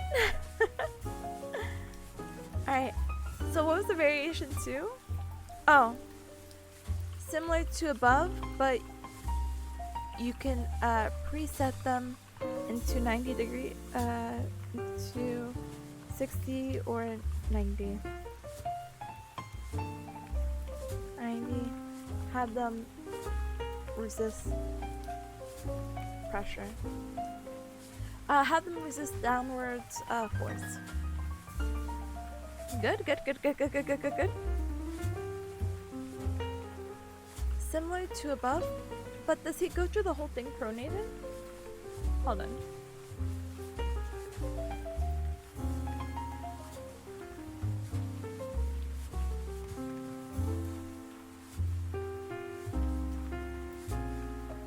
He actually doesn't do the third variation, so hack. Hack. Alright, so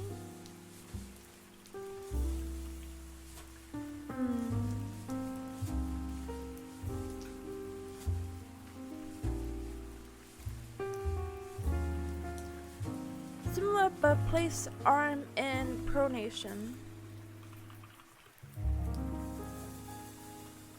Purpose, let's see.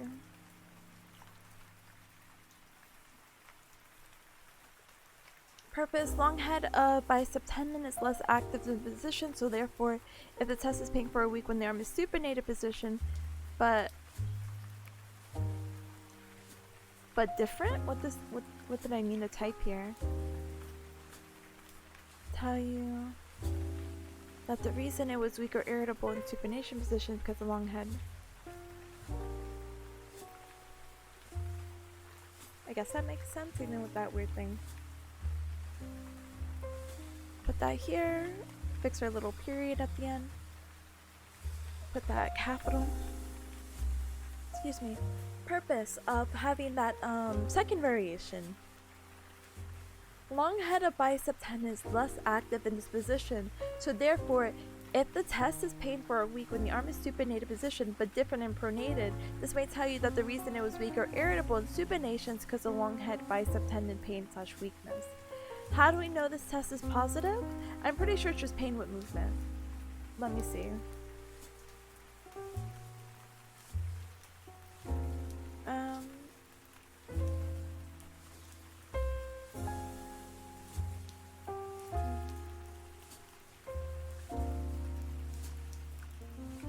Oh no, it's actually talking about like lesions, and I'm like, oh no.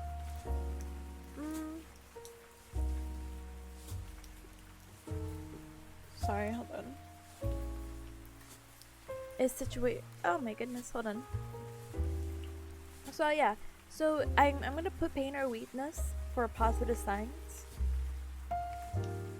But let's see. He's talking about the bicep tendon. Therefore, if your patient is complaining of pain in this region, it could be that they have a long head of bicep tendon. That doesn't translate well. If the test is very, very weak, it may indicate that this long head tendon might be actually torn.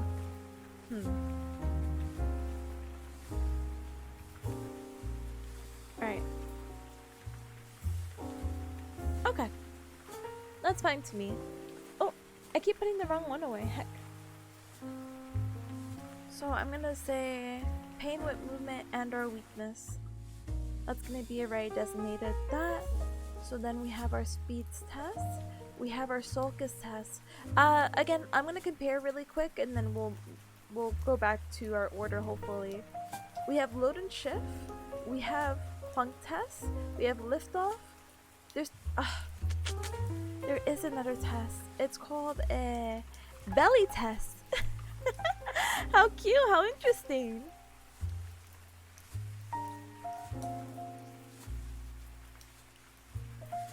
There is another test after Jagerson's. It's called Flare or the O'Brien test. Man. Man, Tipanya cute. I can't even say my own name right, sorry. Tipanya cute and interesting, thank you. I'm glad that I can get some interest. I feel bad every time I do like a slight study stream. I think like the body is really amazing, but I don't think watching someone stream is like necessarily the most fun thing ever. Like I'm like, man, I wanna watch someone play like a horror game or something. What's a clunk test? I'm gonna literally copy and paste this, so you have to forgive me. So apparently a clunk test is to detect the superior and posterior labral pathology or a glenoid labral tear of the shoulder. We'll talk about it. I'm going in super order, okay? And then hopefully life will be good. Hopefully. KT, hi! Hi! Welcome to the Cup Club. Welcome. Don't mind me. I'm like I keep telling my cuz, I'm just studying special tests for the shoulder. So have fun. Have fun watching me have quote unquote fun. Alright, so apprehension test. So that's gonna be testing the anterior instability of the shoulder. We talked about the sulcus test earlier with that whole like you pull down the arm, and that's multi-directional. This one is gonna be more particular anterior, more for the front. And I'm going to check what the other classmates wrote. They say supine. I'm gonna put provide stabilization. Place.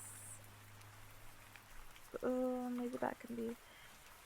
Place towel under arm. Got it. So apprehension. Stabilize. I'm gonna write their notes and then we're gonna look at a thing together, okay?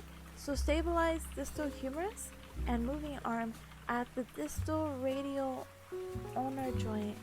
What topic are you covering? It's anatomy based. Would you say it's like musculoskeletal elements of anatomy? Question mark. Hope that helps. I don't know what I'm studying. I'm just kidding. But yeah, right now we're gonna learn about the whole body, but we're just focusing on like the upper extremities right now and kind of going through it. I'm only at the elbow, but or shoulder, but I'm supposed to be learning about the elbow, wrist, and hands, and I'm supposed to make very similar notes to those. Those are gonna be much quicker because I actually did write notes, and I'm gonna copy and paste it into like a very similar format, so life will be good. I took really good notes last time. Right now this is me actually learning, hence like the study with me aspect, because oh god, I don't know what I'm doing. Outside, hi, welcome, and Bingham, hi.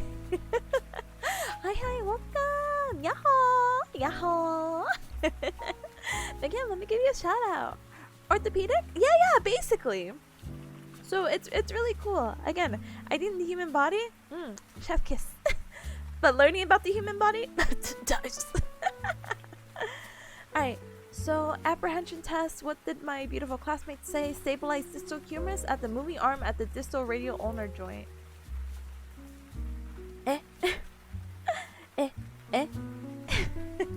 Alright, let's go watch someone do this really quick, and then we can make our own judgment, okay? Apprehension test. Ooh. Give me back those subtitles.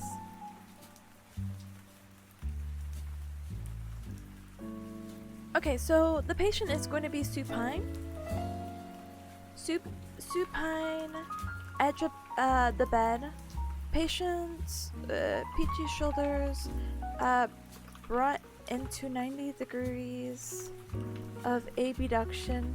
Any apprehension? They failed the exam. Carefully bring the shoulder into ER and look for signs of apprehension by the patient. Funny. Basically, positive if they have fear or like actual apprehension to the activity. Yeah? Anything else? Whoa. Are you doing a downward glide too? No way. Hold on. It makes more arm to have the head of the humerus glide anteriorly.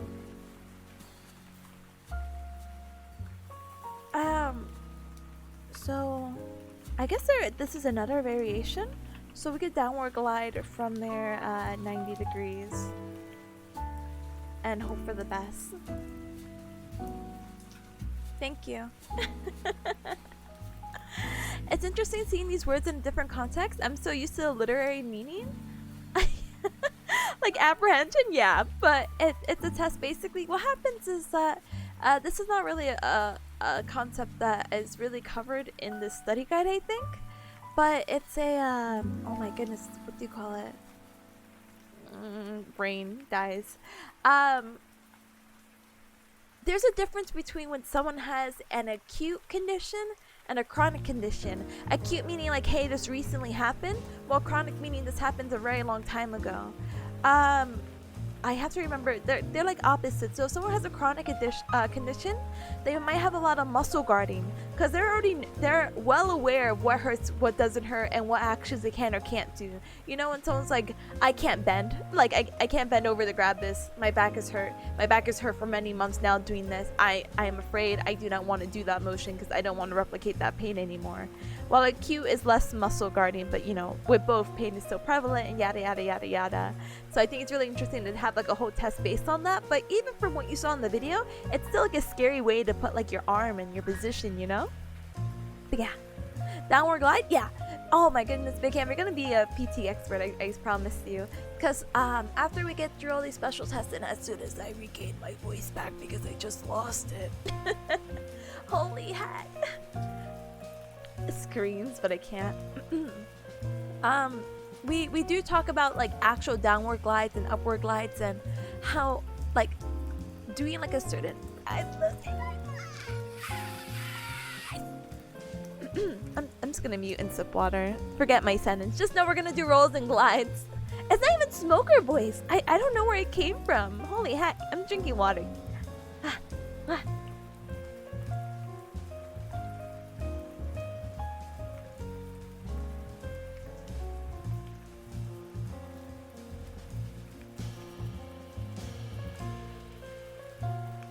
Hey, do here. Sunny, thank you by the way. Thank you for donating to the karaoke. I will politely read, but that one I can water too. Hold on.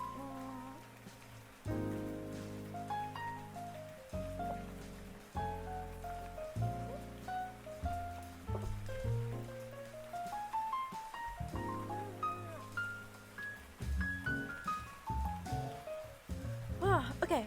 I think I'm good. No, I'm not. I can feel it in the back of my throat. What the heck? Hold on. Alright, I'm back to... I'm not. I'm just gonna let it happen. I'm gonna ride out this wave.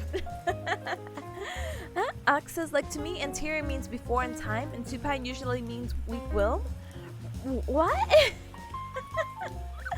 Maybe I'm so, like, in the zone of, like, medical. I'm just like, what do you mean? Oh, I don't think I've ever seen those terms used like that. Not, like, doubting or anything like that. I'm just, like, also equally as surprised. I'm having... basically the same emotions that you're having to my words, to your words, even though they're the same words. So anterior, in our case again, anterior is going to mean front. And the opposite of anterior is going to be posterior, which is going to be like back. Supine is a position that we put ourselves in, which is going to be laying on your back, basically. While the opposite of that is prone, where you're laying on your belly. So, yeah. It's cute though. I like that. I actually like that. Alright, I took the best notes. Would you believe that? Watch. I don't know how to spell apprehension.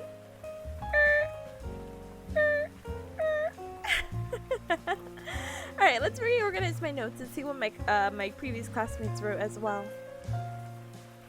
So, stabilize distal humerus and moving arm at the distal radial ulnar joint. So the stabilization was provided by that towel that we saw in the... Oh, I didn't even put a picture. Hold on.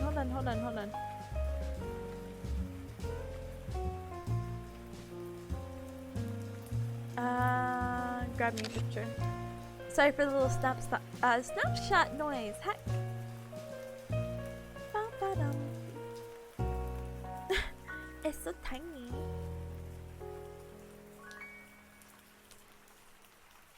Yeah, that looks good to me. Alright, stabilize distal humerus. They did with the towel and moving arm at the distal radial ulnar joint. But that's all they wrote. It's more than just stabilizing though. Did they write anything else?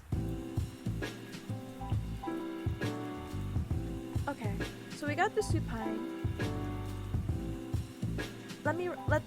Let's rewrite my own notes. So supine at the edge of the bed. Bring patient's shoulders into 90 degrees of abduction. Any apprehension should be noted. Carefully bring the shoulder into ER for signs of apprehension.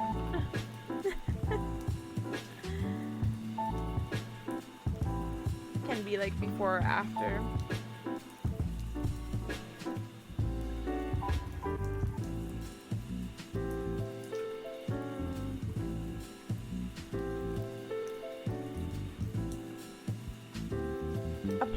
this one I'm gonna look into a little bit more. I'll actually put that little star back. Apply downwards glide from their arm position.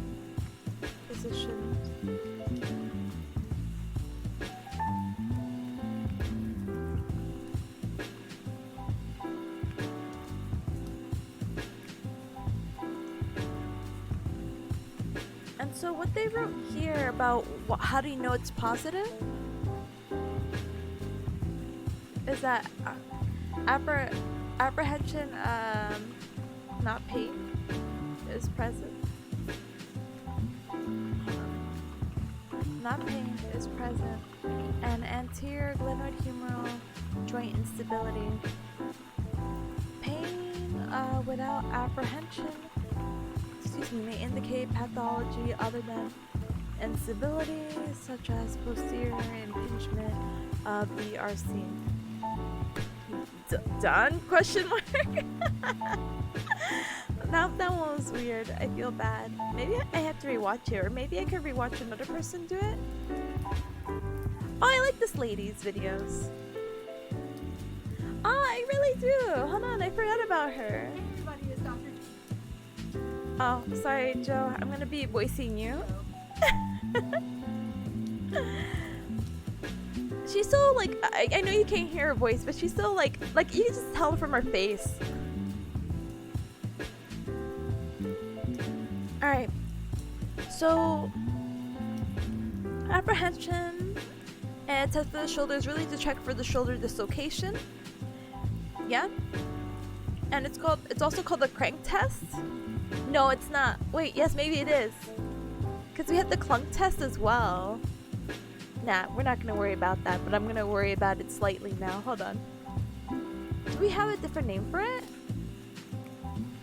No. Anyway.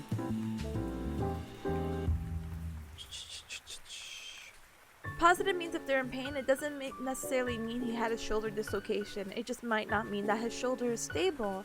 It might mean that it's weak and the muscles are making it nice and loose and things like that. So just because it's a positive test doesn't mean that's specifically what it is. If there's pain with the test, that means there's something going on with the shoulder. You probably need some further test or to go see your doctor. So what you want to do is take the arm. Yeah.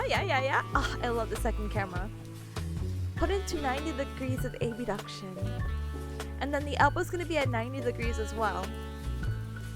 I like these instructions better. Okay. We're gonna just go for this. I'm rewriting it over here. Alright. Take patient's arm into 90 degrees of abduction, and then the elbow will also be 90 degrees as well. So what you're gonna do from there, external rotation of the shoulder, and you know, we're gonna do this passive range of motion. You're gonna do it for him. If he gets a look in his eyes. Alright, yeah, so it's correct. Again, it's positive if he's showing signs of actual apprehension.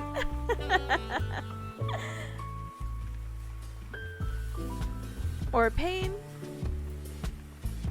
Another way to test is to see if it's just hurting or shoulder unstable. Take other hand and push down to keep the shoulder in place. And if it feels better when I do that, then it's not. Wait. I lost it.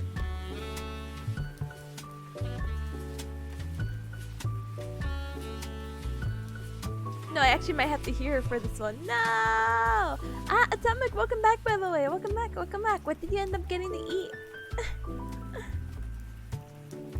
I'm gonna put her voice on, I'm so sorry. Push down, going this way, to keep that shoulder in place. And if it feels better when I do that, then that is the sign that that shoulder is not stable, it's not really staying in that joint very well, or maybe he has had a dislocation and we need to really strengthen that. Staying in that joint then that is the sign that that shoulder is not stable. Okay, if it feels better to do external rotation, then shoulder is not stable. It's not really staying in that joint very well, or maybe he has had the dislocation and you need to really strengthen that area. So that was your apprehension test for the shoulder, test for dislocation. It's also called the crank test. There's lots of reproduce. See it.